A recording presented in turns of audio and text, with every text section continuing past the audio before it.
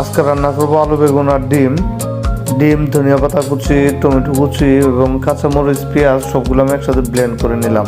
ডিমগুলো হালকা আছে ফ্রাই করবো, তাই চির করে নিলাম এবং মশলাগুলো মিশিয়ে ডিমগুলো ভালোভাবে মিশিয়ে নিলাম। তেল দিলাম এবং ডিমগুলো ভালোভাবে ফ্রাই করে নিলাম। ডিমগুলো উঠিয়ে নিলাম। পেঁয়াজ কুচি, দারচিনি, লবঙ্গ, এলাচ, তেজপাতা এগুলো কষিয়ে নিলাম।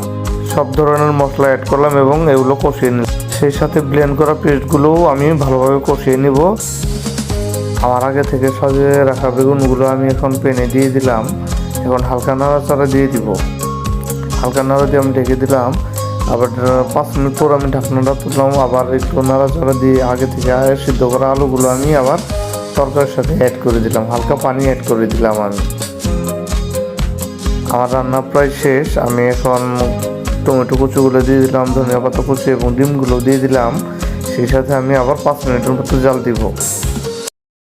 আমি সেই সাথে আর একটু জিরার গুঁড়ো অ্যাড করে নিলাম। রান্না শেষ, চলেন খাওয়া যাক এবার। ধন্যবাদ। ভিডিওটা ভালো লাগলে লাইক, কমেন্ট, শেয়ার করে পাশে থাকুন।